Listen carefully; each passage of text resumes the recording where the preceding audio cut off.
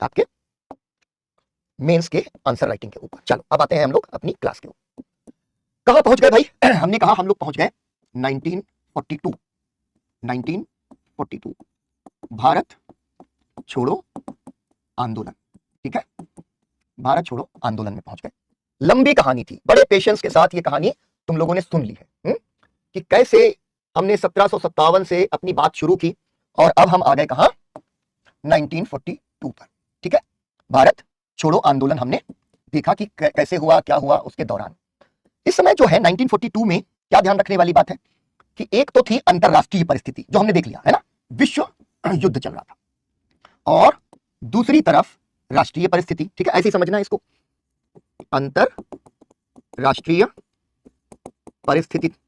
अंतरराष्ट्रीय परिस्थिति में क्या हुआ था ये भी हम लोगों ने देखा था कि द्वितीय विश्व युद्ध के साथ साथ में हमने देखा कि ब्रिटेन जो है ना, ब्रिटिश साम्राज्य का अवसान काल भी है। अवसान क्या होता है? पतन। हमने देखा ना, ब्रिटिश साम्राज्य का अवसान काल। केवल भारत आजाद नहीं हो रहा है, भारत के साथ साथ दुनिया के कई सारे देश द्वितीय विश्व युद्ध के बाद आजाद होना शुरू हो जाएंगे। ये हम लोग सेकंड वर्ल्ड वॉर जब पढ़ेंगे ना मॉडर्न इंडिया में, तब समझ में आ जाएगा। और इस पे आपको याद भी है कि कैसे हम लोगों ने देखा था कि अमेरिका ने ब्रिटेन को अटलांटिक चार्टर पर साइन करने के लिए, हस्ताक्षर करने के लिए मजबूर कर दिया था। याद है ना, अभी तो बात हुई थी इसकी कि कैसे अमेरिका जो है ना, वो मतलब वो एक गाना हुआ करता था, तुम सबके सब बड़े हो, मतलब एडल्टहुड में हो। वो गाना ये था बॉलीवुड का कि जहर है कि प्यार है तेरा चुम्मा, वो गाना हुआ करता था। तो अमेरिका जब किसी के पास जाए और कहे कि भाई हम आपकी मदद करना चाहते हैं, तो समझ लेना चाहिए कि पता नहीं ये कौन सा ना जहर मुझे दांत से आएगा और 2 दांत मारेगा और आदमी का शरीर थोड़े समय में नीला पड़ गया। तो अमेरिका आया मदद के लिए, उसने ब्रिटेन को कहा ले बेटा तेरा तो अब काम खत्म, तुझे अब जो है वर्ल्ड ऑर्डर बदलना पड़ेगा। बड़ी इंटरेस्टिंग बात है, कल चाइना के राष्ट्र प्रमुख का एक ट्वीट आता है। ठीक है ना बेटा, मैं ही पढ़ाऊंगा वर्ल्ड हिस्ट्री, मैं ही वर्ल्ड हिस्ट्री पढ़ाऊंगा, मैं ही पोस्ट इंडिपेंडेंट पढ़ाऊंगा। कल चाइना के राष्ट्र प्रमुख का एक ट्वीट आया, बड़ा मतलब सोचने विचारने वाला वो ट्वीट है, क्योंकि अंतरराष्ट्रीय परिस्थितियां जिस तरीके से अभी बदल रही हैं, उसमें बड़ा महत्वपूर्ण बात उन्होंने कही। उसने कहा कि एक जमाना था कि स्पेनिश अंपायर आज से 400 साल पहले, उसको लगता था कि हमारे जो कार्गो जहाज हैं, पानी के जहाज हैं, सोने चांदी से भर भर के वापस आते हैं, अमेरिका पर हमारा अधिकार है, दुनिया के कुछ अन्य हिस्सों पर भी छोटी छोटी जगहों पर स्पेन का अधिकार है, तो स्पेन का साम्राज्य कभी खत्म नहीं होगा। लेकिन हो गया। उसके बाद एक जमाना था नेपोलियन बोनापार्ट वगैरह के समय कि फ्रांस को लगता था कि दुनिया में उसका साम्राज्य सबसे ज्यादा प्रबल है, सबसे ज्यादा बड़ा हो जाएगा। लेकिन एक समय आया कि फ्रांस का साम्राज्य भी खत्म हो गया। ब्रिटिश साम्राज्य को लगता था, और उसके लिए तो कहावत थी कि ब्रिटेन का जो ब्रिटिश साम्राज्य में सूर्य कभी अस्त नहीं होता। मतलब दुनिया के इतने बड़े हिस्से पर उसका कब्जा है कि एक जगह जहां पर दिन है और दूसरी जगह जहां पर रात है, वो सारा ब्रिटेन का साम्राज्य है, पूरे ग्लोब के 2/3 हिस्से पर। तो चाइनीज जो है राष्ट्र प्रमुख कह रहा है इस बात को कि ब्रिटिश साम्राज्य का भी सूर्य अस्त हो गया। उसके बाद किसका सूर्य उदय होगा? जब वर्ल्ड हिस्ट्री में जाएंगे तो देखेंगे उसके बाद सूर्य उदय होगा अमेरिका का। दुनिया में जो दादागिरी कर रहे हैं ना, ये सब 1945 के बाद की कहानी। तो अभी चाइनीज जो है ये कह रहे हैं कि अमेरिका का सूर्य अभी अस्त। कहां से? ये पूरे इजराइल और ईरान कॉन्फ्लिक्ट के बीच में ये चर्चा चलने लग गई है कि क्या अब वास्तव में बहुध्रुवीय विश्व का निर्माण शुरू हो गया है? क्या अब अमेरिका की जो एक ध्रुवीय व्यवस्था थी, ठीक है, वो अब समाप्त होने वाली है? तो मैं आपको ये बता रहा हूं कि आप तो विटनेस कर रहे हो, अमेरिका को आज नहीं तो कल इस एक ध्रुवीय व्यवस्था से किनारे हो जाना है। वो रहेगी, सुपर पावर रहेगी, लेकिन उस सुपर पावर को चैलेंज करने वाले देश भी खड़े होंगे, जैसे चाइना, रशिया। ठीक है, मिलिट्री माइट के नाम पर ये 2 देश ऐसे हैं जो उसको चैलेंज कर सकते हैं। कहने को तो इसमें फिर ब्राजील का भी नाम आ जाता है और भारत भी ऑब्वियसली है, लेकिन जो अभी का घटनाक्रम है उस घटनाक्रम में कहीं ना कहीं हम पिछड़ रहे हैं इस पूरी लड़ाई में। ठीक है, तो अभी क्या हुआ, यहां पर ब्रिटिश साम्राज्य का अवसान काल चल रहा है, ये पूरी दुनिया में मुश्किलों में फंस रहे हैं और इनका सूर्य अब अस्त हो ही जाएगा। ये अंतरराष्ट्रीय परिस्थितियां जो आपको दिमाग में रखनी है। और यहां पर इसी कालखंड में जो राष्ट्रीय परिस्थितियां हैं वो भी बहुत तेजी से बदल चुकी हैं। वो भी हम लोगों ने देखा कि भाई अब देश में किसी को मरने मारने से परहेज नहीं है।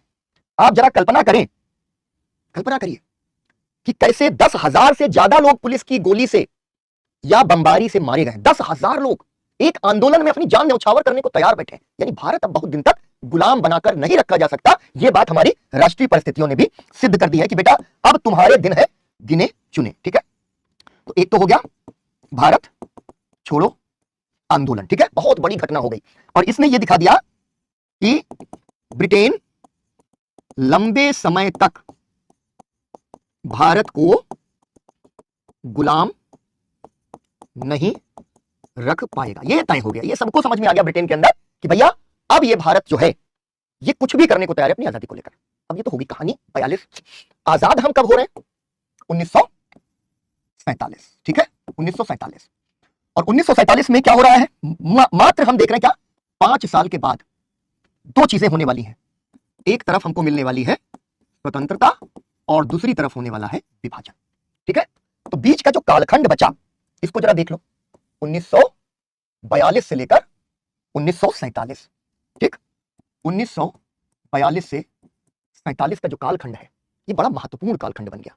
इस दृष्टिकोण से कि यहां कुछ ऐसा हो गया कि आखिरकार भारत का विभाजन हो गया तय कि अब इसका विभाजन तो हो ही जाना है, इसको कोई रोक नहीं पाएगा। क्यों? क्योंकि अंग्रेज ऐसा चाहते हैं। अंग्रेज क्यों चाहते हैं इस पर भी हम लोग बात करेंगे, उस पर भी बात कर लेंगे। तो ये 1942 से 47 भारत छोड़ो आंदोलन ने सिद्ध कर दिया कि अब ब्रिटेन को भारत छोड़ना पड़ेगा, चाहे अंतरराष्ट्रीय परिस्थितियों के लिहाज से देख ले, चाहे हम अपनी राष्ट्रीय परिस्थितियों के हिसाब से देख लें, ठीक है ना। तो यहां पर बिल्कुल गिरफ्तार तो हुए ही बेटा, ठीक है। यह कालखंड बड़ा महत्वपूर्ण हो गया। और इस वक्त एक जो चीज आ रही है सामने कि 42 से 47 इसकी कहानी हमें समझनी पड़ेगी। अभी उसको समझने हम चलेंगे सांप्रदायिक शक्तियों को खुली छूट दी गई। और वो सांप्रदायिक शक्तियां मूल रूप से हम देखें तो विभाजन के संदर्भ में मुस्लिम लीग है। सांप्रदायिक शक्तियां एकदम जिसको कहते हैं ना थोड़ी साहित्यिक भाषा में कि सांप्रदायिक शक्तियां अब नंगा नाच जिसको कहते हैं ना, मतलब ऐसी चीज जिसमें कि कोई शर्म नहीं, कोई लिहाज नहीं, हिंसा से परहेज नहीं, छोटे छोटे बच्चे, औरतें, बूढ़े, उनकी जान की कोई कीमत नहीं, वो एकदम तांडव करने को तैयार है विनाश का, ठीक है। और उनको दे दी है पूरी तरीके से इन्होंने खुली छूट। तो एक महत्वपूर्ण चीज जो हम अभी तक ये तो समझ पा रहे हैं कि भाई स्वतंत्रता कैसे मिली, लेकिन अभी हमें यह भी समझना पड़ेगा कि विभाजन कैसे हुआ। तो अब इस पर हम आगे बढ़े, इसके लिए मेंस के पॉइंट ऑफ व्यू से एकदम क्रिस्टल क्लैरिटी हमें लाने के लिए क्या करना पड़ेगा, थोड़ा सा ये वाला बैकग्राउंड पे जाना पड़ेगा कि आखिर 42 से 47 के बीच में ऐसा क्या हो रहा है। और यही हम पढ़ने जा रहे हैं। थोड़ा इसमें पीछे भी चलेंगे कि कैसे सांप्रदायिकता और सांप्रदायिक प्रवृत्तियों का विकास हो रहा है। तो जरा इसको लिखो, आज की हेडिंग डालो, स्वतंत्रता एवं विभाजन की ओर। यह हेडिंग है स्वतंत्रता एवं विभाजन की ओर, ब्रैकेट में लिखना 1942 1947 1942 1947 और उसके नीचे जरा इसको ड्रॉ करो, ठीक है। इसको ड्रॉ कर लो, फिर हम लोग आगे बढ़ते। 1 मिनट दे रहा हूं, इसको अच्छे से बना लो। हो गया, बहुत बढ़िया, क्या बात है, स्मार्ट वर्क है ना। चलो तो जरा इसके नीचे एक जो है बॉक्स बनाओ। ये तो सब समझ में ही आ गया, ये तो इसी में समझ में आ रहा है। तो लिखो पहला पॉइंटर इसमें 1942 से लेकर 1947 तक का कालखंड अत्यंत महत्वपूर्ण है।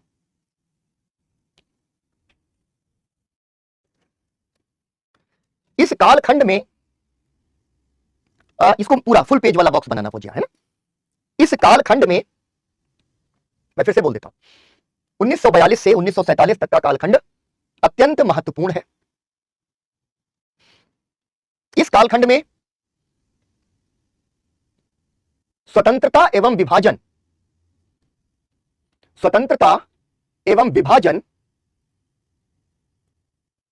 की ब्रिटिश योजना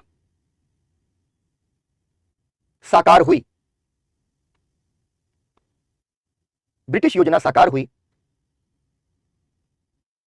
यह स्पष्ट हो गया था कि ब्रिटेन अब भारत को लंबे समय तक गुलाम नहीं रख पाएगा,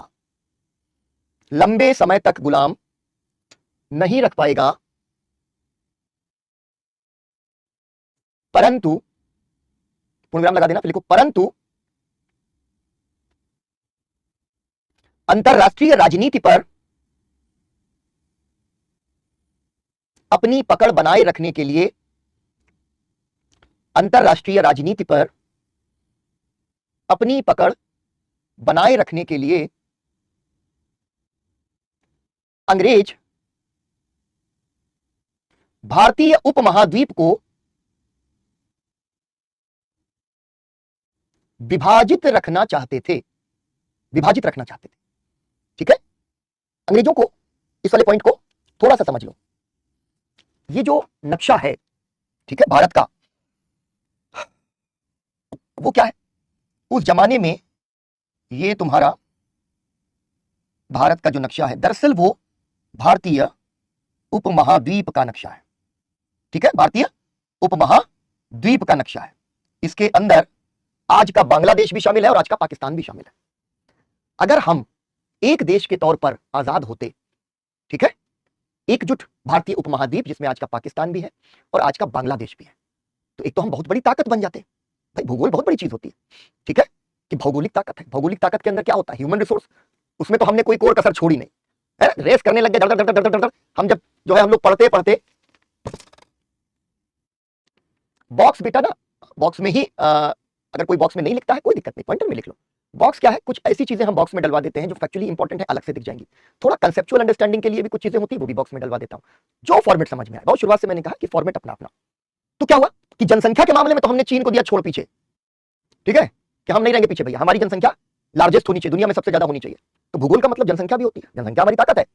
दूसरी चीज संसाधन, संसाधन की दृष्टि से आप जितने बड़े होंगे उतने संपन्न होंगे, ठीक है, तो प्राकृतिक संसाधनों की दृष्टि से भी महत्वपूर्ण है। और तीसरी चीज है कि जब बड़ा राष्ट्र होगा तो उसके पास बड़ी मिलिट्री पावर होगी। बड़ी मिलिट्री पावर होगी तो वो निश्चित रूप से अंतरराष्ट्रीय दबदबे के सामने झुकेगा नहीं, कि कल को कोई आकर के उसको भुड़की दे दे कि भाई ठीक है ना, ये हम जो है बर्दाश्त नहीं करने वाले, हमारी मिलिट्री माइट है, हमारे पास सेना की शक्ति है। तो जो राष्ट्र है वो एक मजबूत राष्ट्र बनकर के निकलेगा। ब्रिटेन 2/3 दुनिया पर कब्जा किए बैठा है, अब आ रहा है अमेरिका।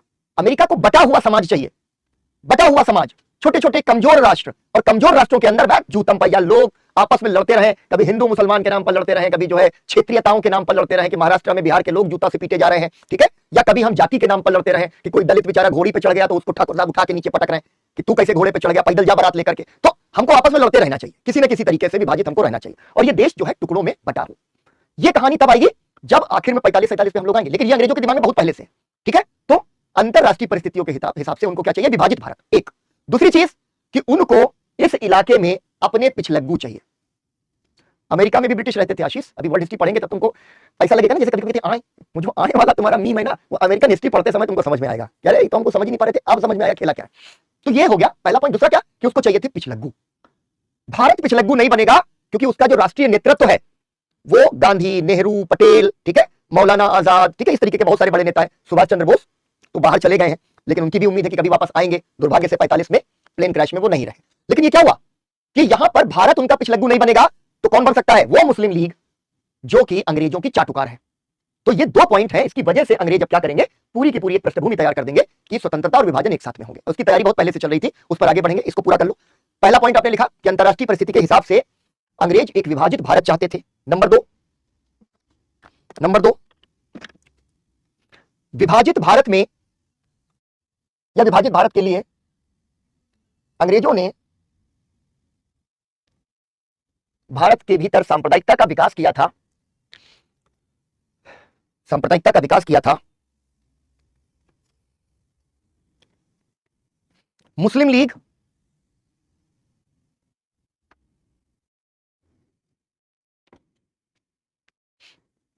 बिल्कुल रोहित सही कहा, अनु बेटा मुगलों के बारे में कहा। इतना मॉडर्न इंडिया पढ़ रहे हैं हम लोग, हिस्ट्री में तो पढ़ रहे हैं, है ना। मध्यकाल पढ़ाता तो तुमको समझाता, ठीक है, लेकिन वो मैं उसको पढ़ाता नहीं आमतौर पर, जो है थोड़ा अवॉइड करता हूं जनरल स्टडीज के लिए, वरना उस पर बात होती। सुभाष चंद्र बोस की डेथ एक मिस्ट्री है और एक मिस्ट्री बनाई गई, करेंगे बात। चलो दूसरा पॉइंट लिखो कि विभाजित भारत के लिए देश के भीतर हिंदू महासभा और मुस्लिम लीग जैसी शक्तियों को, मुस्लिम लीग जैसी शक्तियों को बढ़ावा दिया गया।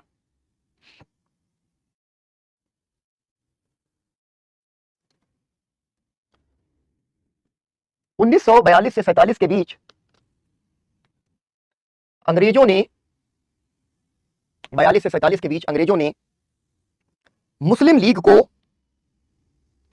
मुस्लिम लीग को बढ़ावा दिया और सांप्रदायिक आधार पर देश की बुनियाद रखी। ठीक है, बुनियाद रखी। अब जरा इसके बाद हम लोग आ जाते हैं जो है एक महत्वपूर्ण चीज पर कि ये हमने इसको देख लिया है, समझ लिया। अब 42 से 47 तक का जो कालखंड है उसमें क्या हुआ है इसको देख लो। 1942 से 47 इसके बीच में क्या हुआ है? कांग्रेस पर प्रतिबंध लगा दिया गया। ठीक है, कांग्रेस पर प्रतिबंध लगा दिया गया है, वो गैर कानूनी घोषित कर दी गई है कि कांग्रेस बैन है, इसकी गतिविधियां गैर कानूनी है, यानी कांग्रेस अब काम नहीं कर सकती। ठीक, सभी शीर्ष नेता जेल में हैं। ठीक है, सभी शीर्ष नेता जेल में है। ये कांग्रेस के लिए, हाँ ये बॉक्स क्लोज कर दो हसन। ठीक है, बॉक्स बंद। तो भाई उधर तुम लोग ये वाले झगड़े मत करो, क्योंकि मैं जो है ना, मैंने तुमसे कहा कि मैं इधर आऊंगा जब, तो फिर मेरा बहुत समय इसमें व्यर्थ हो जाता है, इसलिए मैं उधर उलझना नहीं चाहता हूं तुम्हारी मुगल बनाम जो है अन्य की लड़ाई में। मैं यही तो बताने की कोशिश कर रहा हूं कि मत लड़ो, अपने ढंग से जो है इतिहास को देखो। अंग्रेजों ने बहुत आग लगाई है। 1947 में जब हम आजाद हुए तो हम देखेंगे कि हमारी टोटल वर्ल्ड जीडीपी में भारत का हिस्सा 2% से भी कम रह गया। और एक जमाना हुआ करता था 1757 का, जब वर्ल्ड जीडीपी में हमारा हिस्सा 23% का हुआ करता था, यानी बहुत बड़ी साम्राज्य शक्ति थे हम अर्थव्यवस्था के रूप से। ठीक है, ये ध्यान रखना है। और 1757 से पहले इस देश में मुगलों का ही शासन है। ठीक है, तो मुगलों ने कम से कम विदेशी बनकर इस देश को नहीं लूटा, ये बहुत महत्वपूर्ण चीज है। इस पर बहुत लंबी बात हो सकती है, लेकिन नहीं करूंगा। ठीक है, तो एक चीज आपने क्या देखा कि कांग्रेस पर प्रतिबंध लग गया, गैर कानूनी बना दी गई, सभी शीर्ष नेता जेल में। और दूसरी तरफ क्या हुआ कि मुस्लिम लीग का विस्तार हुआ इस कालखंड में। और विस्तार की वजह क्या है? दंगे। मुस्लिम लीग दंगे कराकर लोकप्रिय होती थी। दंगा क्या होता है? ठीक है, अरे भाई यहां आग नहीं लगाना, सही कह रही है सुप्रिया, बिल्कुल एकदम, मैं अब देखूंगा नहीं इसको। ठीक है अनु, तुम्हारी बात, सबकी बात मैं समझ रहा हूं, लेकिन अब उधर नहीं देखूंगा बच्चे, वरना ये ब्रेक होता है, बार बार ब्रेक होता है। तो फिर मैंने कहा ना, वो स्टूडेंट डिस्टर्ब होते हैं जो चुपचाप पढ़ रहे होते हैं। ठीक है, अंग्रेज वॉट लगा के चले गए हैं, इसके आगे तुम मामू भी लिख देते तो और मजा आता आया ना। तो ये क्या हुआ है यहां पर देख लो जरा, इस पर हम आगे बढ़ना चाह रहे हैं कि मुस्लिम लीग का इसी काल में बहुत ज्यादा विस्तार हो गया। और मुस्लिम लीग विस्तार कैसे करती है? दंगे के माध्यम से। दंगा करो, दंगे की आग में अपनी रोटी सेक लो। ठीक है, तो दंगे हो रहे हैं। और दंगे इन्होंने देश में 1924 के बाद से दंगे शुरू हो गए हैं। 1924 के बाद से आम बात हो गई कि दंगे देश में हो रहे हैं। 1937 से 39, ठीक, कई इलाकों में व्यापक स्तर पर दंगे। ठीक, ये सांप्रदायिक शक्तियां आपस में लड़ती थी 37 से 39। उसके बाद क्या होगा दंगों के आगे कि 1940 में कराची प्रस्ताव आ जाएगा मुस्लिम लीग का। ठीक है, कराची प्रस्ताव, और यहां पर ये कर देंगे पाकिस्तान की मांग। पाकिस्तान की ये मांग कर देंगे पहली बार, इस तरीके से ये पाकिस्तान की मांग इन्होंने रख दी। ठीक है, ये तीन महत्वपूर्ण चीजें इसके कालखंड में घट गई। अभी जब हम विभाजन पर जाएंगे तो एक बार पूरा आपको बैकग्राउंड देके जाएंगे, लेकिन अभी खाली इतना देख लो कि कराची प्रस्ताव आ गया यहां पर, और उसमें कहा कि हमें पाकिस्तान चाहिए। अब पाकिस्तान की मांग ऑफिशियल आधिकारिक मांग हो गई किसकी? मुस्लिम लीग की। और यहां पर हमने क्या देखा कि कांग्रेस स्वतंत्रता संघर्ष की ताकत है, तो मुस्लिम लीग विभाजन की ताकत है। इस बात को ही समझाना है, इसको विस्तार बाद में देंगे। ठीक है ना, चलो यहां पर क्या हुआ, दो ताकतों को हमने चिन्हित कर लिया। यह स्वतंत्रता संग्राम की शक्ति है जो स्वतंत्रता की ओर ले जा रही है, और यह विभाजन की ताकत है जो विभाजन की ओर लेकर जा रही है। ठीक है, तो हम यहां लिख लेंगे क्या कि यह है एक प्रक्रिया विभाजन की ओर, और यह जो है प्रक्रिया है स्वतंत्रता की ओर। ठीक है, यह स्वतंत्रता की ओर एक दिशा चल गई, और यह चल गई हमारी विभाजन की ओर, मुस्लिम लीग वाली प्रक्रिया। और इसी के बीच अभी जो आगे आने वाली बातचीत है, जितनी उतनी बातचीत तुमको सब दिखाई दे जाएगी कि कैसे इन्हीं दो प्रक्रियाओं के बीच में सब कुछ विकसित हो रहा है। इसको जरा तुम लिखो, फिर मैं आगे बढ़ूंगा। ए भाई, मैं कहता रहा हूं तुम लोग निसार और सारे बच्चे अभी यहां पर ना इस बहस में मत जाओ, इसको नहीं समझ पाओगे जो तुम्हारा सबसे ज्यादा मूल है। जब हम भारत छोड़ो आंदोलन पढ़ रहे थे रोहित, तो हमने देखा था कि मुस्लिम लीग, हिंदू महासभा और कम्युनिस्ट पार्टी तीनों ने भारत छोड़ो आंदोलन का विरोध किया। ठीक है, पेरियार ने भी विरोध किया, अंबेडकर ने भी विरोध किया, सारे लोगों ने उसका विरोध किया। उन्होंने कहा नहीं होना चाहिए। तो उसमें जो मुस्लिम लीग है वो सांप्रदायिक ताकत है, वो अंग्रेजों के साथ खड़ी है, और उसके पहले भी अंग्रेजों के साथ ही खड़ी थी। उस पर हम लोग बात करेंगे जब स्वतंत्रता के नजदीक आ जाएंगे। तो अब आगे इसको जरा लिखो, एक बार लिखो ये बना लो जरा पूरा, अगला डायग्राम बनाओ फिर आगे बढ़े।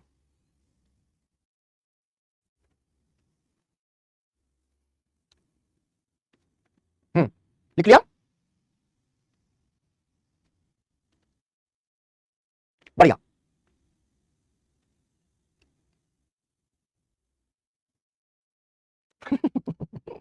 ये आशीष ने सही लिखा है कि सर ये गुलाम ही सही थे।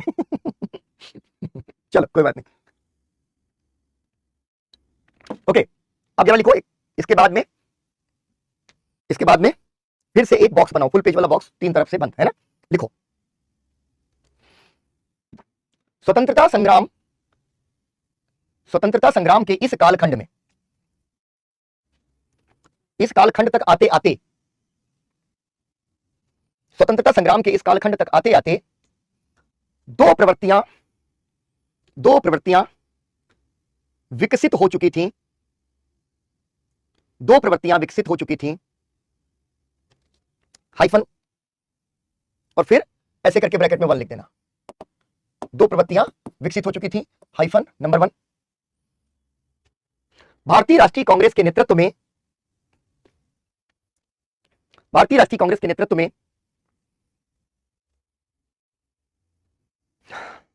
ठीक है, भारतीय राष्ट्रीय कांग्रेस के नेतृत्व में स्वतंत्रता की ओर बढ़ती, स्वतंत्रता की ओर बढ़ती धारा 2, पॉइंट नंबर 2, मुस्लिम लीग के नेतृत्व में विभाजन की बढ़ती प्रवृत्ति, विभाजन की बढ़ती प्रवृत्ति,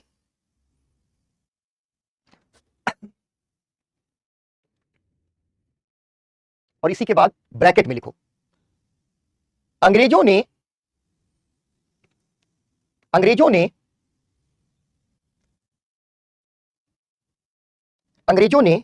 इस प्रवृत्ति को, इस प्रवृत्ति को बढ़ावा दिया ताकि स्वतंत्रता संग्राम कमजोर हो, ताकि स्वतंत्रता संग्राम कमजोर हो और स्वातंत्र्योत्तर भारत विभाजित एवं कमजोर बना रहे, विभाजित एवं कमजोर बना रहे। ब्रैकेट बंद कर दो और उसी बॉक्स के अंदर एक नॉर्मल पॉइंटर में आओ, नॉर्मल पॉइंटर में आओ। इसीलिए 1945 में जब द्वितीय विश्व युद्ध अंत की ओर बढ़ रहा था,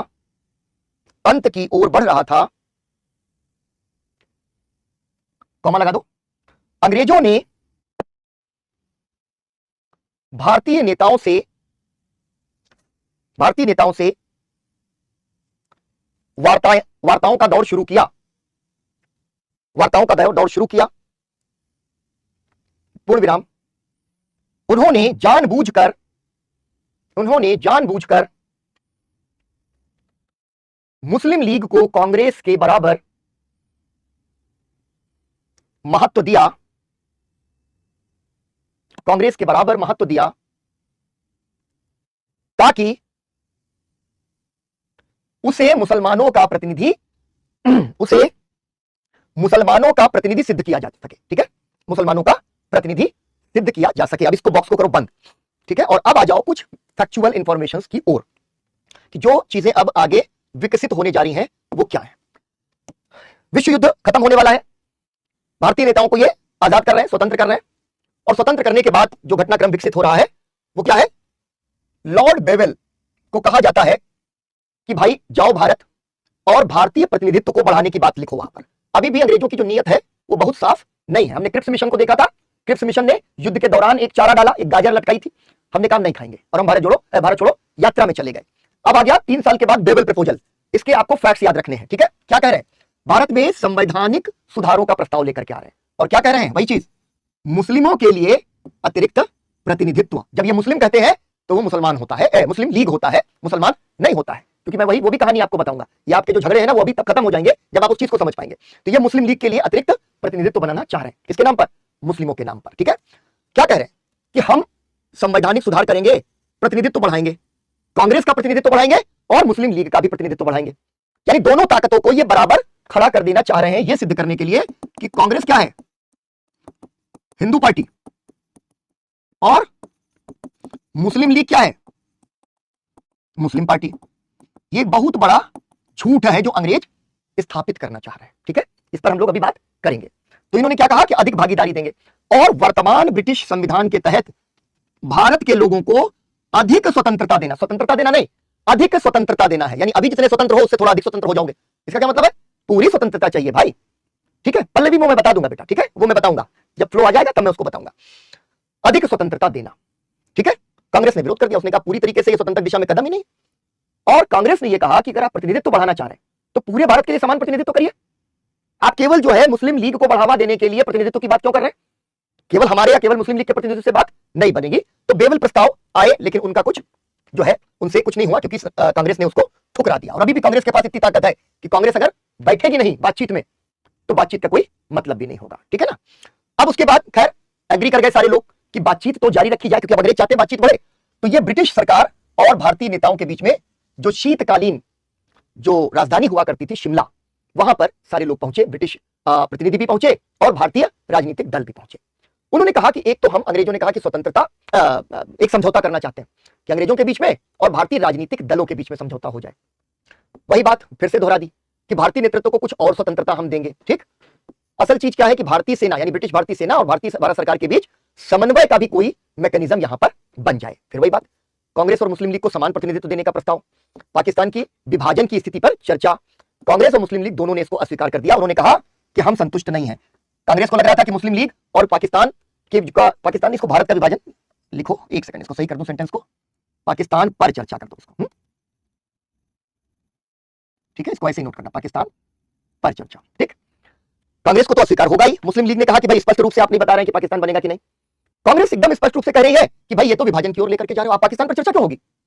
मुस्लिम लीग की एक डिमांड कि भारत का विभाजन कर दिया जाए, इस पर चर्चा क्यों होगी? तो शिमला सम्मेलन भी फेल कर गया। इसको लिख डालो जरा, इसको लिख डालो फिर आगे बढ़ेंगे।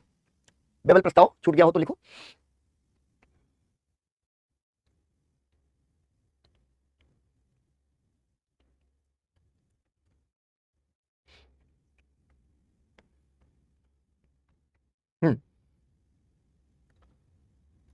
लिख लिया तो अगला लिखो, इसको भी लिख डालो।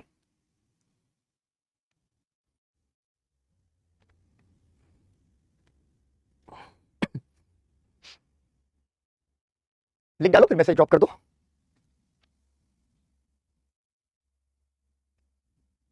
हाँ, ये स्लाइड आशीष जैसे लिखी है वैसे लिख डालो, है ना।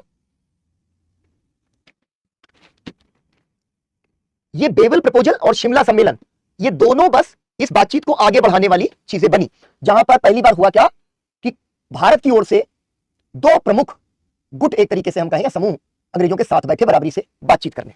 इसको लिख डालो।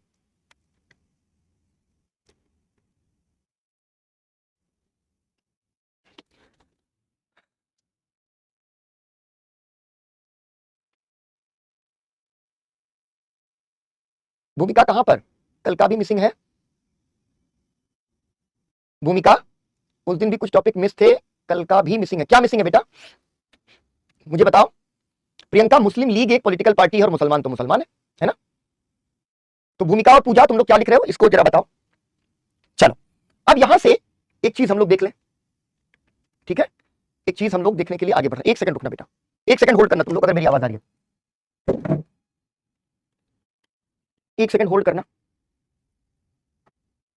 ठीक है ठीक है। Check the daily class notes. अच्छा अच्छा, साइड तो हो गया। क्लास नोट्स, अच्छा ये क्लास नोट्स आपको अलग से मिलते हैं? ठीक है, क्लास नोट्स तुम लोगों को ये तो जो मिलते होंगे ये तो मतलब ये पीडीएफ मिलती होगी। बिल्कुल, इसमें पूरा तो नहीं, लेकिन हाँ ये जो फ्लो चार्ट है इस तरीके से बिल्कुल बना सकती हो अपराजिता। अलग से मिलते हैं पीडीएफ फॉर्मेट में, यही वाला या अलग मतलब टाइप? क्योंकि मैं पूछ रहा हूं, मैं तो पढ़ाता हूं सिर्फ, मुझे इसके बाद नहीं पता कि क्या मिल रहा है। तो एक बार मुझे बताओ, पूरा डिटेल नहीं मिला, मतलब इसके कुछ पॉइंट्स जो तुमको बाद में पीडीएफ मिलता है उसमें मिसिंग होते हैं ना। ठीक है, मैं समझ गया, आप समझ में आया। तो मैं आज ही बोलता हूं कि कुछ अगर मिसिंग होता है तो पूरा उसको कर दे, है ना। ओके, तो ये हो गया तुम्हारा बेबल, ये हो गया शिमला। अब देखो हम चल रहे हैं ना क्रोनोलॉजी के हिसाब से, कालक्रम के हिसाब से। कालक्रम क्या है, दोनों फॉर्म में मिलता है, मैं समझ गया बेटा। सेकंड पॉइंट में नीचे में क्या है, इस वाली स्लाइड पर, किस स्लाइड पर तुम पूछ रही हो स्वीटी, किस स्लाइड पर बेटा टाइप किए हुए नोट्स मिलते हैं? अच्छा मैं समझ गया, मैं कहूंगा आज पूछता हूं, ठीक है, कि कैसे मिसिंग नहीं होना चाहिए उसमें। Yes sir, slide plus hand written notes. अच्छा नोट्स में कुछ टॉपिक मिस थे, अच्छा ठीक है, मैं कल बोलूंगा, है ना। ओके स्वीटी बेटा तुम बताओ, फिर आगे बढ़े, कहां पे छूट रहा है तुमसे? ठीक है भूमिका, मैं जो है इसको चेक करवाता हूं, ठीक। सेकंड स्लाइड, इसमें देखो बेटा, अब तुम इसको लिख लो, ये जो मिसिंग वाला है इसको छोड़ ही देना है, ये तुमको नहीं दिख रहा होगा, पाकिस्तान पर चर्चा, इतना ही लिखना है। चलो मैं बेबल प्रस्ताव भी खोल देता हूं कंचन, 1 मिनट के लिए, इसको लिख लिया तुम लोगों ने, और ये हो गया, ये बेबल प्रस्ताव, इसमें कुछ छूटा हो इसको लिख लो, फिर आगे बढ़ो। अब भाई ये प्राची है कि नहीं है क्लास में? प्राची है? हाँ, वो नहीं लिखना है तुमको, ठीक है। अब चलो आगे बढ़े, प्राची क्लास में है हो तुम या नहीं हो? क्योंकि मैं इसलिए पूछ रहा हूं क्योंकि प्राची बहुत दिन से एक चीज पर चर्चा करना चाहती है और वो कहानी आ जा रही है। 45 में ये सब हो रहा है, ठीक है ना, ठीक है स्वीटी, 45 में ये सब हो रहा है। अब स्वतंत्रता आंदोलन का एक बड़ा चरण यानी भारत छोड़ो आंदोलन, हमने उसको देख लिया, लेकिन इसके साथ साथ कुछ और भी चीजें विकसित हो रही हैं देश के भीतर, और उसमें एक बड़ी कहानी है आजाद हिंद फौज की, ठीक है, आजाद हिंद फौज। अब देखो जरा, जब हम आजाद हिंद फौज की बात कर रहे हैं, इसको मैंने रोक के रखा कि देश में एक तरफ चल रहा है भारत छोड़ो आंदोलन, ठीक है, 1942 लगभग उसी समय जापान के अंदर, ठीक है, जापान के अंदर एक अलग तरीके का प्रयास चल रहा है, ठीक है, ये भी है 1942 जापान से प्रयास है। और हमने देखा कि विश्व युद्ध में जापान क्या है, इटली और जर्मनी के साथ है। जापान यहां पर क्या है, इटली और जर्मनी के साथ एक शक्ति है। इटली व जर्मनी के साथ सेकेंड वर्ल्ड वॉर, SWW लिख रहा हूं, सेकेंड वर्ल्ड वॉर, द्वितीय विश्व युद्ध में जापान है, ठीक है। अब ये युद्ध चल रहा है, युद्ध होता है तो युद्ध में जीत भी होती है, हार भी होती है, ठीक है।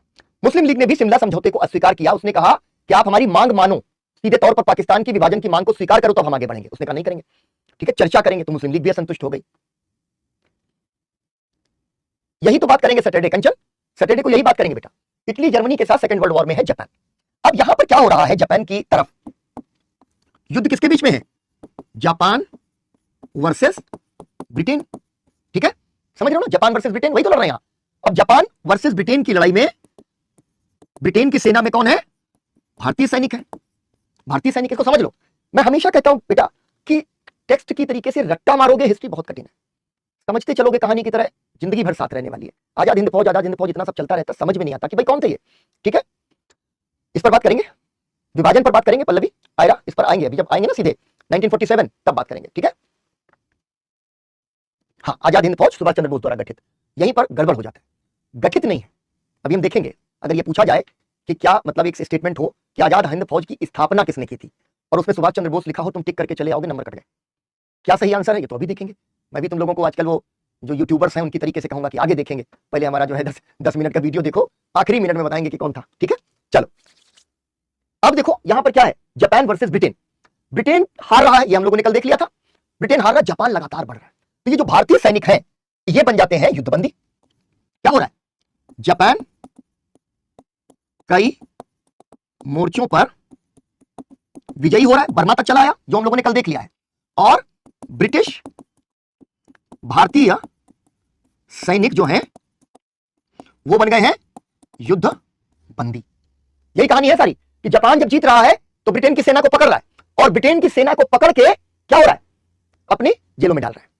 अब ये सैनिक है, लड़ रहे थे ब्रिटेन की तरफ से, लेकिन ये तो सैनिक है, तो अपने देश के तो व्यथित है। और जब अब ये हार गए हैं, उधर चले गए हैं, तो हमारे यहां से कुछ लोग उनको संगठित करते हैं कि बहुत लड़ लिए तुम ब्रिटेन की तरफ से, बच्चा अब उठाओ हथियार, ब्रिटेन से लड़ो। यही आईएनए या आजाद हिंद फौज, ठीक है, आजाद हिंद फौज के गठन की पृष्ठभूमि है कि ये युद्धबंदी ब्रिटिश भारतीय सेना के युद्धबंदी हैं। तो अब एक तो चीज आपने ये समझ ली, दूसरी चीज क्या है, दो तरीके की रणनीतियां हैं। भीतर से आंदोलन करना है, यानी देश के भीतर आंदोलन, एक तो ये चीज है, प्लस आंदोलन लार्जली अहिंसक रहे। हालांकि हिंसक हो गया 42 का आंदोलन, तब भी गांधी जी ने कहा माफी वाफी नहीं मांगनी है, ठीक है। तो ये लार्जली अहिंसक रहे। यहां पर जो आजाद हिंद फौज की समझ है वो थोड़ी भिन्न है। वो क्या कहती है कि ब्रिटेन की मुश्किलों का फायदा उठाना, एक तो ये जरूरी है, जब ब्रिटेन अभी मुश्किल में है। यही डिबेट तो हम लोगों ने देखी भी थी ना, कांग्रेस के अंदर भी यही डिबेट हो रही थी। और दूसरी चीज क्या है कि विदेशी सहायता से स्वतंत्रता प्राप्त करना। तीसरी चीज क्या है, सैनिक संघर्ष से स्वतंत्रता प्राप्त करना। ये तीन समझदारियां हैं कि भाई ब्रिटेन मुश्किल में है तो फायदा उठाओ, विदेशी सहायता अगर लेनी पड़ रही है तो ले लो। इसीलिए नेताजी पहले जर्मनी जाते हैं और वहां से फिर नेताजी जापान चले जाते हैं, ठीक है। तो ये जो सारी कहानी चल रही है ये पर्सपेक्टिव की कहानी है, यानी कि किस तरीके से हमें देश को आजाद कराना है। मुख्य बात क्या है कि देश को आजाद कराना है। जैसे भी हमें आजाद कराना हो, हमें देश को अब किसी भी तरह से आजाद करवा लेना चाहिए। तो एक कैप्टन हुआ करते थे, वो भी युद्धबंदी थे, उनका नाम था कैप्टन मोहन सिंह। तो कैप्टन मोहन सिंह ने सही मायनों में आजाद हिंद फौज की स्थापना की, ठीक है ना। उसके बाद रास बिहारी बोस उसमें बहुत इंस्ट्रूमेंटल है। रास बिहारी बोस वो कौन थे, आपको याद है, जापान चले गए थे, ठीक है, भारत छोड़कर के क्रांतिकारी गतिविधियों में हिस्सा लिया था और अंग्रेजों की वजह से फिर उनको जाना पड़ा, ठीक है ना। तो यहां पर उन्होंने भी एक कोशिश की थी, वो चले गए थे 1915 में जापान, ठीक है। और जापान में लगातार छोटी छोटी गोष्ठियां, वहां के नेताओं से मिलना, वहां के मिलिट्री कमांडर से मिलना, उन सबसे बात कर रहे थे। तो रास बिहारी बोस पहले से ही लगातार कोशिश में है कि किसी तरह से जापान की हमें मदद मिल सके। तो दो कैरेक्टर बहुत इंपॉर्टेंट हो जाते हैं सुभाष चंद्र बोस के अलावा, कौन, कैप्टन मोहन सिंह और दूसरा जो है हमारे रास बिहारी बोस। रास बिहारी बोस इंटेलेक्चुअल आदमी, पढ़े लिखे आदमी है। तो जापान में मूल रूप से समर्थन उन्होंने तैयार किया और एक संगठन बनाया, Indian independence league. Indian independence league, तो उसको बनाया। इंडियन इंडिपेंडेंस लीग जो थी वो भी यही चाहती थी कि हम एक सेना बनाए, एक सेना का गठन करें, ठीक है ना, इंडियन नेशनल आर्मी बनाए। तो विचार के तौर पर रास बिहारी बोस, और अगर हम कहें कि आईएनए का गठन सीधे तौर पर किसने किया तो कैप्टन मोहन सिंह। ये आपको ध्यान रखना चाहिए। बाद में रास बिहारी बोस ने ही ये बात कही कि ठीक है हम सेना तो बना लेंगे, लेकिन सेना को तो चाहिए नेता, और नेता कौन है, नेता तो है नेताजी सुभाष चंद्र बोस। रास बिहारी बोस जानते हैं कि नेताजी भी इसी कोशिश में लगे। तो वो जापान में सब पक्षों को तैयार करते हैं और कहते हैं कि बड़का नेता बुलाना पड़ेगा भाई, ऐसा नेता जिसके पीछे सबके सब आ जाए। तो नेताजी सुभाष चंद्र बोस को रास बिहारी बोस चिट्ठी लिखते हैं, कहते हैं हमने आपको नेता स्वीकार कर लिया, आप कहां दर दर भटक रहे हैं इधर उधर, हम यहां तैयार हैं, आप आइए हमारा नेतृत्व करिए। तो नेताजी सुभाष चंद्र बोस जापान पहुंच जाते हैं। नेताजी तो नेताजी है, एक बार जब जापान पहुंच जाते हैं तब तो फिर कहना ही क्या है, ठीक है। तो यहां पर इस बात को आपने समझा कि ये दरअसल आजाद हिंद फौज का गठन हो कैसे रहा, ये युद्धबंदी है और दो पर्सपेक्टिव है। तो अब एक हेडिंग डालो, आजाद हिंद फौज से संबंधित घटनाक्रम, ठीक है, आजाद हिंद फौज से संबंधित घटनाक्रम। वास्तविक संस्थापक अगर पूछा जाए या वास्तविक संगठनकर्ता, ठीक है, तो फिर आप जो है ये समझिए कि केवल शब्दों से यूपीएससी खेलना चाह रही है, सुभाष चंद्र बोस, ठीक है। फिर आएंगे सुभाष चंद्र बोस। तो दो तीन चीजें इस पर अभी लिखवा दूंगा, लिखो। पहला पॉइंट, 1915 में रास बिहारी बोस, 1915 में रास बिहारी बोस जापान चले गए या जापान पहुंच गए।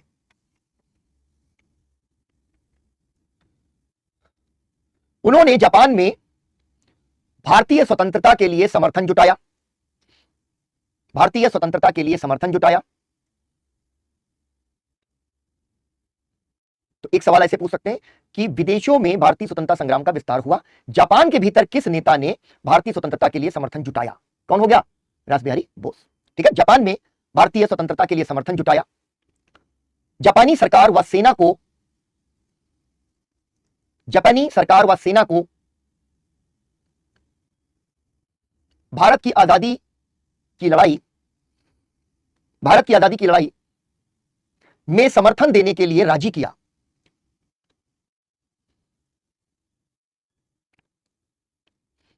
उन्होंने इंडियन इंडिपेंडेंस लीग, उन्होंने इंडियन इंडिपेंडेंस लीग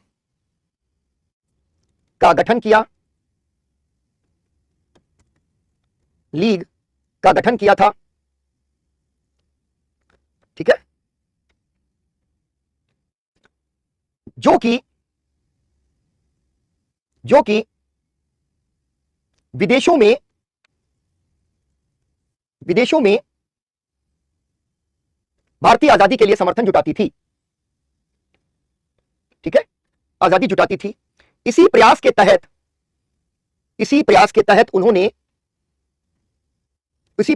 उन्होंने द्वितीय विश्व युद्ध के भारतीय युद्धबंदियों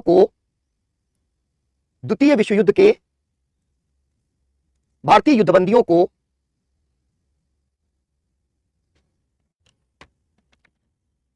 एक सेना बनाने के लिए प्रेरित किया।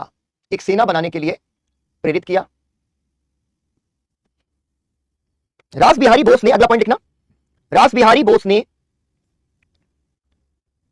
जून 1942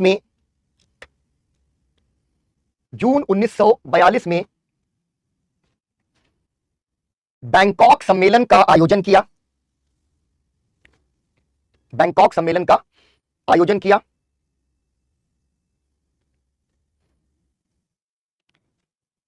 और इस सम्मेलन में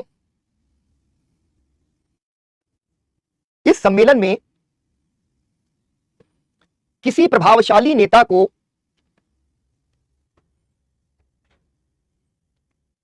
नेतृत्व सौंपने का निर्णय लिया गया।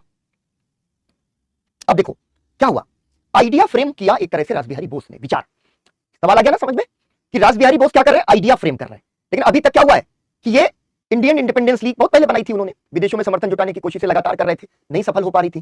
द्वितीय विश्व युद्ध ने उनको वो अवसर दे दिया, वो मौका दे दिया, क्योंकि लोग कहां से आएंगे, युद्धबंदी आ गए जापान के अंदर। ठीक है, तो अब लिखो अगला पॉइंट, आजाद हिंद फौज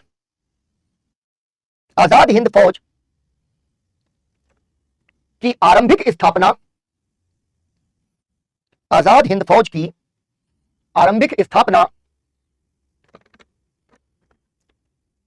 कैप्टन मोहन सिंह द्वारा 1942 में की गई थी।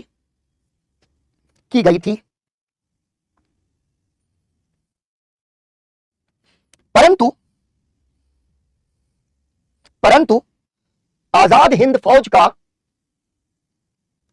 वास्तविक संगठन सुभाष चंद्र बोस के नेतृत्व में, ठीक है, सुभाष चंद्र बोस के नेतृत्व में हुआ। रासबिहारी बोस द्वारा आमंत्रित किए जाने के बाद अगस्त 1943 से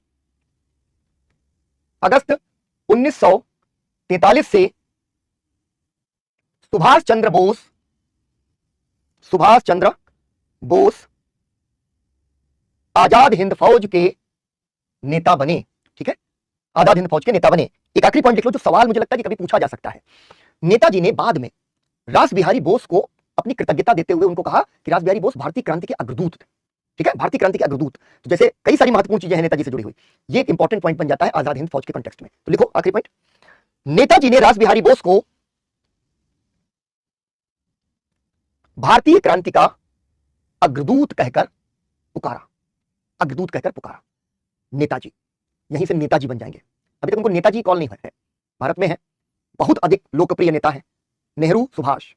भगत सिंह ने एक निबंध लिखा और भगत सिंह ने कहा कि नेहरू और सुभाष दो नक्षत्र हैं, एक नए सितारों का उदय हुआ है। 1931 में फांसी हो गई भगत सिंह, उन्होंने निबंध लिखा, दोनों नेताओं की तुलना की, यानी कि दो सबसे महत्वपूर्ण नेता कौन है, नेहरू और सुभाष, युवाओं के लिए बहुत लोकप्रिय है। अस्थमा है, अस्थमा की बीमारी आपने सुनी होगी। ठीक है, बहुत ही सीवियर न्यूमोनिया है। न्यूमोनिया में क्या होता है, लंग्स के अंदर कफ आ जाता है, आपको खांसी आती है, नजला जुकाम हो जाता है, तबीयत आपकी खराब है, क्योंकि कफ आपकी बॉडी को स्लो कर देता है। बिल्कुल आशीष, ठीक है, इन तीनों ने भूमिका निभाई। Shweta Kanaujia, thank you so much बेटा, लेकिन तुम लोग क्लास में लेट हो गए, सारी क्लासेस देख जरूर डालना। ठीक है, तो क्या है, बीमार है, आजाद जो है ना कराने का जज्बा कि देश को आजाद होना चाहिए किसी भी तरह से। कांग्रेस में जो हुआ वो हम लोगों ने देख लिया, कैसे त्रिपुरी संकट आया, नेताजी ने फॉरवर्ड ब्लॉक बनाया 39 में, फिर अंत में 41 में देश छोड़ के चले गए और 43 में पहुंच गए कहां, जापान, आईएनए का नेतृत्व करने। और क्या गजब का नेतृत्व है, मतलब नेताजी नेताजी हैं। अरे एक छोटी सी बात बताता हूँ तुमको कहानी। मेरे एक नाना, मेरे मतलब एक पापा के नाना थे, हम लोग भी उनको नाना ही कहते थे। वो फ्रीडम फाइटर थे, ठीक है, बिल्कुल पहचानता हूं अभिषेक बेगूसराय को। तो मेरे नाना फ्रीडम फाइटर थे। सुभाष चंद्र बोस लखीमपुर आए थे, लखीमपुर खीरी जहां का मैं रहने वाला हूं, वो नाना वहीं थे। तो बताते हैं कि मेला मैदान एक जगह थी जहां सुभाष चंद्र बोस बोलने आए, कांग्रेस के नेता सुभाष चंद्र बोस, मेला मैदान, और वहां पर माइक की व्यवस्था नहीं थी और हजारों लोग नेताजी को देखने के लिए जुटे थे। उनका इतनी जोर शेर की तरह दहाड़ती हुई आवाज नेताजी की थी कि वो बोल रहे थे और सबको सुनाई दे रहा था, क्योंकि पिन ड्रॉप साइलेंस, हर आदमी उनकी एक एक बात अपने कान में जो है चाहता था कि आ जाए। ऐसी जबरदस्त पर्सनालिटी। मतलब मैं हमेशा जब बात करूं बेटा गांधी की, नेहरू की, पटेल की, बोस की, आजाद की, खान अब्दुल गफ्फार खान की, चंद्रशेखर आजाद, भगत सिंह, मुझे लगता है यार मतलब हम कितने कृतज्ञ राष्ट्र हैं। कृतज्ञ का मतलब क्या होता है? कृतज्ञ का उल्टा, कृतज्ञ का मतलब होता है कि हम उनके सामने खड़े हो जाए कि भाई आपने बहुत किया हमारे देश के लिए, ठीक है। अब ये क्या है, नेताजी सुभाष चंद्र बोस अभी आ गए और 3-4 महत्वपूर्ण अभियान जो है उस दौरान छेड़े गए, और उन अभियानों के साथ साथ कुछ ऐसी फैक्चुअल इंफॉर्मेशन जो आपको दिमाग में रखनी चाहिए और जो मैं आपको बताऊंगा तो आपको खुद भी आश्चर्य होगा। ठीक है, चलो वो क्या है कि अब नेताजी बन गए नेताजी। उन्होंने आजाद हिंद फौज का किया पुनर्गठन, उसको संगठित कर दिया और उसका एक नया स्वरूप बना दिया। उस नए स्वरूप के बाद ये सब सिंगापुर में उन्होंने जाकर के किया कि भारत की आजादी का संघर्ष हमें चलाना है। तो एक तो बड़ा प्रसिद्ध जो घेरा है उसको कहते हैं, घेरा से मतलब क्या होता है, जहां कोई अभियान चले, वो प्रसिद्ध घेरा है 1944 में इंफाल का घेरा, इंफाल, और साथ ही साथ में इंफाल का प्रमुख घेरा और साथ में कोहिमा, ठीक है। ब्रिटिश साम्राज्य के खिलाफ एक महत्वपूर्ण आक्रमण किया और इस पूरे हमले का उन्होंने जो नाम दिया होगा दिल्ली चलो। तो एक दिल्ली चलो क्या था, व्यक्तिगत सत्याग्रह आंदोलन के बाद की कॉल थी ना कि व्यक्तिगत सत्याग्रह करो, अगर पकड़े जाओ तो क्या होगा, दिल्ली चलो। और दूसरा नारा दिल्ली चलो का किसका है, नेताजी सुभाष चंद्र बोस। सवाल क्या आ सकता है कि भारतीय स्वतंत्रता हेतु दिल्ली चलो का नारा निम्न में से किसने दिया? तो उस सवाल में आप कंफ्यूज नहीं होंगे, नेताजी सुभाष चंद्र बोस का नाम रखेंगे, दिल्ली चलो। अगली महत्वपूर्ण चीज, अंडमान निकोबार है ना, तो अंडमान पर तो थोड़े समय के लिए कब्जा भी इनका हो गया और मणिपुर के कुछ इलाकों पर भी आईएनए का कब्जा हुआ, लेकिन इंफाल और कोहिमा ये दो घेरे ऐसे थे जो 1944 में इन्होंने डाले। लेकिन हुआ क्या कि तब तक बाजी पलट चुकी थी। हाँ बेटा, सुभाष चंद्र बोस ने, ठीक है, महात्मा गांधी नहीं सुधा, यहां बेटा सुभाष चंद्र बोस, क्योंकि वो मेजर कॉल नहीं थी, नारा नहीं बना, ये नारा बहुत बड़ा बना, ठीक है। प्लीज हमको बी बी बी कर दीजिए, मतलब ये ट्रिपल बी कर दीजिए, बोल बच्चन तक तो समझ में आ रहा है। ट्रिपल बी क्या है? ब्लॉक से मतलब है, मैं तो किसी को ब्लॉक ब्लॉक करता नहीं, मैं बड़ा अहिंसक आदमी, ठीक है ना। बीच बीच में नेताजी बन जाता हूं सुभाष चंद्र बोस, लेकिन मूल रूप से गांधी जी, ठीक है। क्लास करो आराम से, ब्लॉक करने बोलो सर को, क्यों ब्लॉक करें निसार? देखो मेरी बात सुनो, 2 मिनट मैं जरूर देना चाहूंगा तुम सबको अभी, बहुत आराम से। देखो अनु भी जिसके साथ तुम्हारी बातचीत हो रही थी वो लिख रही है, क्या बोल रहे हो, क्लास करो अच्छे से, कितनी अच्छी बच्ची है, हाँ वही बहस कर रही थी तुम्हारे साथ शुरुआत की, बाद में मैंने देख पाया क्या हुआ, वही कह रही है कि ये क्या क्या बोल रहे हो, क्लास करो अच्छे से, चुपचाप क्लास करो, ठीक है, ठीक है ना। ऐसी जो बहसें हैं उनको दिल पर नहीं लेना है। इतिहास आप इसलिए पढ़ते हैं कि इतिहास से आप बहुत कुछ सीख सकते हैं। अब तो हम आजादी और बंटवारे की ओर बढ़े रहे, अंग्रेजों की लगाई आग है, ठीक है। मुगलों से, औरंगजेब से खासतौर पर गलतियां हुई हैं, बड़ी गलतियां हुई, लेकिन इसमें बेचारे अकबर का क्या दोष, इसमें मोहम्मद शाह रंगीले का क्या दोष, वो तो बेचारा रंगीला है, वो तो कृष्ण जन्माष्टमी पर कृष्ण बन जाता है, होली में कृष्ण बनता है, रासलीला रचाता है, ठीक है ना, वो रचाता है। तो ये सब नहीं करना है, पढ़ाई करने आए हो अभी पढ़ाई करो तुम लोग, बी नहीं करवाऊंगा, मैं तो नहीं करवाऊंगा अपने हाथ से। कोई ऐसा स्टूडेंट है, मैं तो किसी को नहीं बोलता, ठीक है। मैं तो जिस तरीके का टीचर हूं, मुझे चिंता है कि ज्ञानेश कहां चला गया, क्योंकि यार टीचर जो है ना वो आपके पेरेंट्स के बाद, अभिभावक के बाद आपकी सबसे ज्यादा कदर करने वाला इंसान है। तो मुझे ज्ञानेश की चिंता हो रही है, मैं बहुत दिन से सोच रहा था पूछूंगा, ठीक है। ये चीज ध्यान रखना, तो इसलिए कुछ भी ब्लॉक नहीं करना। पल्लवी, सारे सब्जेक्ट अच्छे से पढ़ लो यूपीएससी के लिए, और पढ़ करके उनकी अप्रोच को हासिल कर लो, ठीक है। सब्जेक्ट की अप्रोच को अच्छे से अप्रोच मिल जाए कि प्रीलिम्स और मेंस की तैयारी कैसे करनी है, सब्जेक्ट वाइज हो जाएगा। जिंदगी और मौत का प्रश्न पल्लवी किसी चीज को जीवन में बनाना नहीं चाहिए, मैं इसके पक्ष में नहीं। वीरेंद्र सहवाग का नाम तुम लोगों ने सुना है, क्या ही खेलता था वीरेंद्र सहवाग। और सहवाग जो है ना, कई बार कहता था मैं कुछ भी नहीं सोचता था, मैं गाना गाते गाते खड़ा रहता था, ठीक है, गाना गाते गाते खड़ा रहता था, क्रीज पे खड़ा है, गाना को सोच रहा है, बॉलर कोई हो, शोएब अख्तर हो, ग्लेन मैकग्राथ हो, शेन वार्न हो, धाम, प्रेशर ही नहीं लेना है जिंदगी का, क्या मेहनत पूरी करनी है, डेडिकेशन पूरा रखना है, ठीक है, पूरा डेडिकेशन रखना है, और उस डेडिकेशन के बाद आपका जो भी रिजल्ट आएगा वो अच्छा ही होगा, ऐसा मानना है, ठीक है। अच्छा ये पल्लवी, चलो आखिरी 2-3-4 क्लासेस मॉडर्न की हैं, हालांकि आगे भी पढ़ेंगे हम लोग। इसने पूछ दिया बच्चे मुझे आईएएस बनना नहीं था। यूपी बिहार में मैं हमेशा कहता हूं ना कि डीपीपी क्या होता है, हसन जरा बताओ, डीपीपी पूरा लिखो तब मुझे पता चलेगा बेटा। मुझे आईएएस बनना नहीं था। यूपी बिहार में प्रेशर होता है कि भाई बीए कर रहे हो तो क्या कर रहे हो, तो तैयारी करो। तो मैंने तैयारी की बड़ी मुश्किल से, घर वालों के प्रेशर पे, और 2006 का एक सीरियस अटेम्प्ट दिया जिसमें मैंने वाकई पढ़ाई की तकरीबन 6 महीना। लेकिन मैंने तुम लोगों को बताया है कि मुझे दुनिया की खोज खबर रखनी पड़ती थी, वो मेरी क्यूरियोसिटी थी, तो खोज खबर मैं रखता था। प्रीलिम्स निकला, पहली सीरियस प्रिपरेशन में प्रीलिम्स निकला, मेंस लिख रहे थे, तब तक मैं दिल्ली आ गया, मेरा एमफिल में हो गया, ठीक है, एमफिल, तो मुझे बनना था प्रोफेसर। अच्छा, डेली प्रैक्टिस पेपर, अच्छा वो तो कुछ बच्चे लिख रहे हैं, सॉल्व हो जाती है ना, कुछ कह रहे हैं। अच्छा, मेंस प्रैक्टिस के लिए, मेंस प्रैक्टिस के लिए रुक जाओ बेटा, अभी करते रहो मेहनत, ये अभ्यास बहुत करना पड़ेगा मेंस के लिए, वो थोड़ा ट्रिकी है, इसलिए मेंस का एग्जामिनेशन कठिन है। तो मेरा प्रीलिम्स निकल गया, और प्रीलिम्स मैंने तुमको बताया था कि प्रीलिम्स बड़ी शान से निकाला। उस वक्त ऑप्शनल भी होता था प्रीलिम्स में, मेरा हिस्ट्री ऑप्शनल था, 120 में से 106 सवाल सही किए, रिकॉर्ड, कोई करता ही नहीं है, इतने सवाल सही किए। मेंस लिखने गया, एमफिल हो गया था, टीचर ने कहा छुट्टी उट्टी नहीं मिलेगी, इसी के बीच में लिखना है, तो भाई उसी के बीच में लिखा, 936 नंबर आ गए, मुझे भी नहीं पता था। करंट अफेयर्स बिल्कुल तैयार नहीं, इकोनॉमी मुझे बिल्कुल नहीं आती थी, क्योंकि पढ़ते नहीं थे यार, केवल बस दे दिया था हिस्ट्री, पॉलिटी, फिर ज्योग्राफी, ठीक है ना। अच्छा, कुछ ऐसे सवाल है जो अगली क्लास में हम लोग पढ़ते हैं, अच्छा ठीक है। तो हुआ क्या कि 936 नंबर आ गए, 46 नंबर से मेरा रुक गया इंटरव्यू। अब घर वालों ने कहा अब तैयारी करो, अगले साल अच्छे से आईएएस बन जाओगे। मेरे टीचर्स कहते थे कि ये तो टॉप करेगा, टॉप 50 में आएगा, ठीक है। और यहां पर अगले साल से मैंने तैयारी छोड़ दी, क्योंकि मुझे प्रोफेसर बनना था, मैं एकेडमिक्स में चला गया। लेकिन मेरा वो एक्सपीरियंस ऐसा है, जिस एक्सपीरियंस के बाद मैं ये कहता हूं कि अगर आप अच्छी अप्रोच से तैयारी कर लेते हैं, बहुत ही साइंटिफिक ऑर्गेनाइज स्टडी कर लेते हैं, तो आपको कोई यूपीएससी क्रैक करने से नहीं रोक सकता, ठीक है। चलो, आज कहानी ना सुनाई, है ना, आज कहानी ना सुनाई भाई, आज हो जाए बहुत लेट, इसको करो, इसको जरा इतने लिखना, भी इसके आगे अभी आगे बढ़ेंगे। तो इम्फाल और कोहिमा का घेरा पड़ा, और उस घेरे में जो है ब्रिटिश पहले ही हार गए, और ये जो है जब तक लड़ते लड़ते तब तक विश्व युद्ध में जापान की हार हो जाती है। अब हार जब होती है, मेरा मीडियम बेटा हिंदी मीडियम था, मेरा हिंदी मीडियम था, बिल्कुल कॉन्फिडेंट रहो, अच्छा करके आओगे, हिंदी मीडियम से भी तुम्हारा जो है ना तुम टॉप कर जाओगे। मेरी तो तमन्ना है कि मेरा कोई स्टूडेंट, ठीक है ना, तैयारी करके मेरी अप्रोच से टॉप कर जाए, मेरी बड़ी दिली तमन्ना है। कहते हैं ना कि एक हसरत रह जाती है दिल के अंदर, तो वो हसरत पूरी हो जाए। चलो भाई, अब अगले 10 मिनट 15 मिनट, कितनी क्लास बची है, 20 मिनट, नो कमेंट्स है। इम्फाल और कोहिमा, तो आखिरी घेरा जो है इम्फाल का और कोहिमा का, वो था जहां पर आईएनए हार गया, ठीक है, आजाद हिंद फौज की पराजय हो गई। और पराजय दरअसल ब्रिटिश की हुई, अंग्रेजों की हुई, ये गए घेरे पर लड़ाई करने, थोड़ी लड़ाई लड़ी, और उस लड़ाई में फिर जो है निर्णय हो गया कि जापान अब उसका सितारा डूब गया, ठीक है। अब यहां पर एक चीज महत्वपूर्ण आपको ध्यान रखनी है, इतना लिख लिया आपने, इतना लिख लिया, इसके बाद एक बॉक्स बनाना, ये अन्य, ये भी लिख लिया क्या, अगर सब कुछ लिख लिया हो तो साइड बॉक्स बना दो, ठीक है, और अगर सब कुछ नहीं लिखा है तो मेन बॉक्स बना दो, जरा लिखो, लिखो। जापान के साथ साथ, जापान के साथ साथ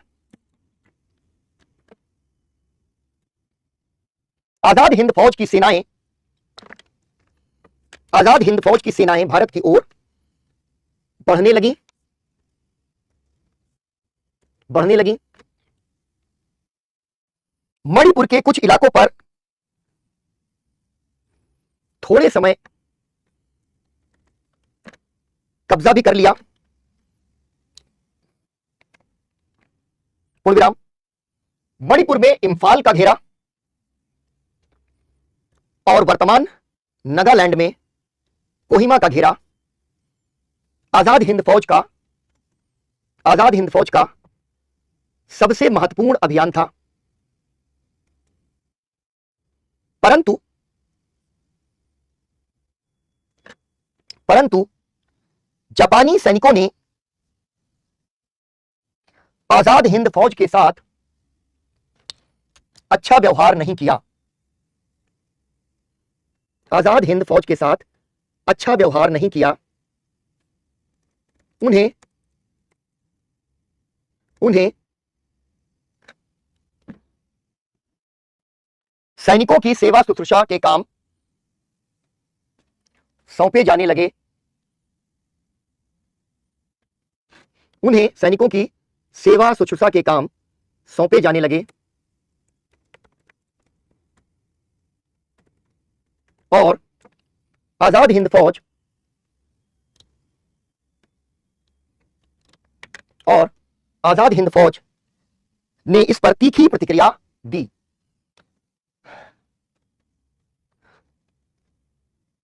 आजाद हिंद फौज की कुछ बटालियंस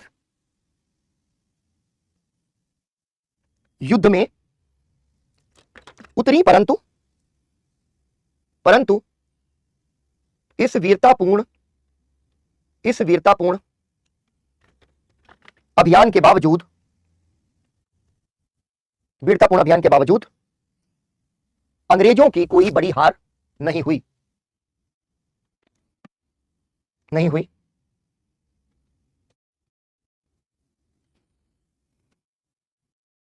नहीं हुई, क्योंकि आजाद हिंद फौज का अस्तित्व जर्मनी और जापान पर टिका था, जर्मनी और जापान पर टिका था।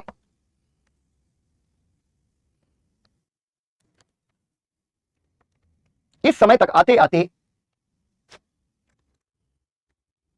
जर्मनी और जापान की पराजय, जर्मनी और जापान की पराजय सन्निकट लग रही थी, सन्निकट लग रही थी। चलो अब जरा देख लो, जहां से कुछ और सवाल भी तुम्हारे बन सकते हैं।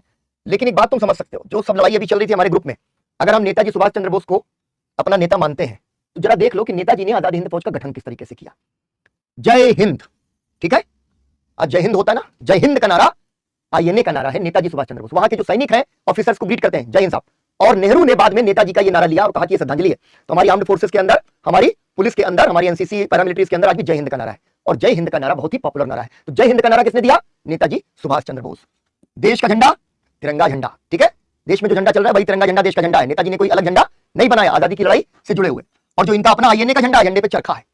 तो गांधी जी से झगड़ा, लोग आजकल बड़ी आग लगाते हैं, लेकिन गांधी जी से कोई झगड़ा इस तरीके का नहीं, राजनीति थी, राजनीति में एक जीता एक हारा, ठीक है ना। तो यहां पर क्या हुआ, झंडे पर चरखा है।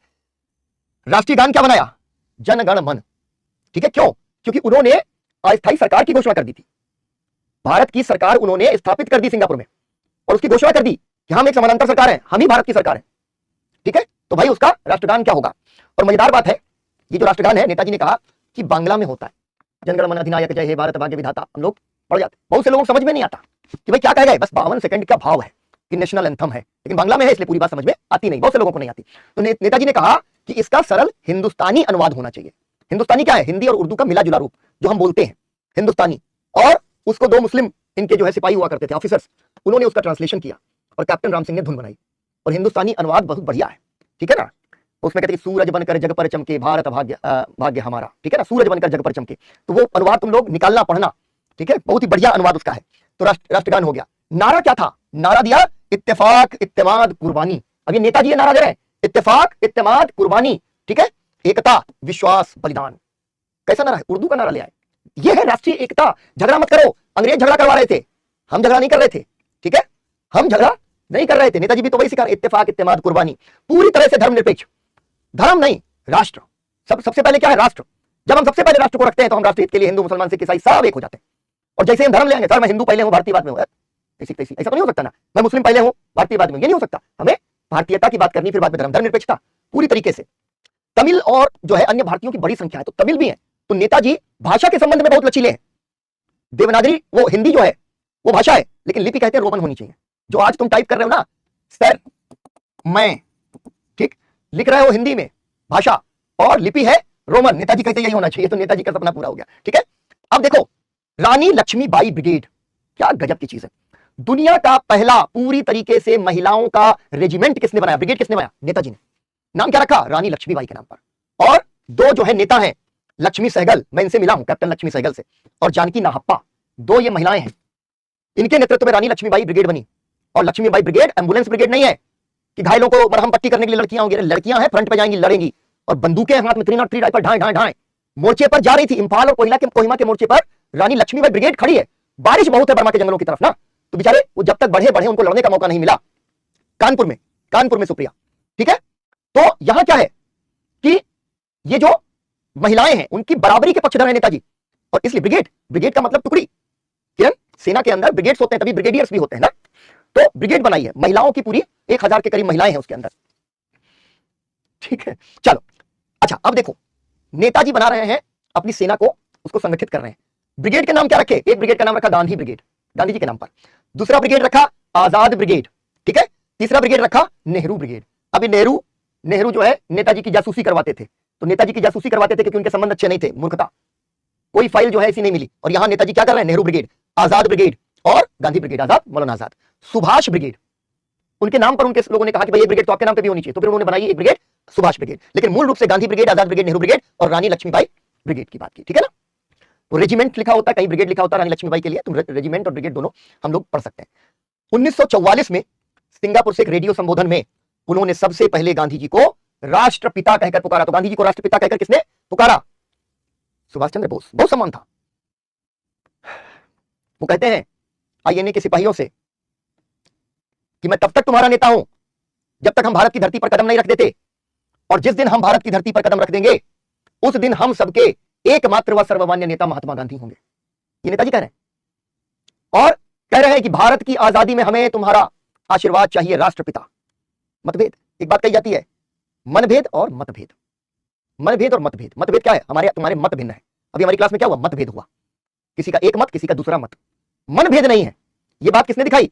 अनु ने। मैं अप्रिशिएट करूंगा उसको, ठीक है, कि अनु ने कहा कि अरे क्या बेवकूफी की बात कर रहे हो भाई, मन लगा के पढ़ो। वही डिबेट कर रही थी।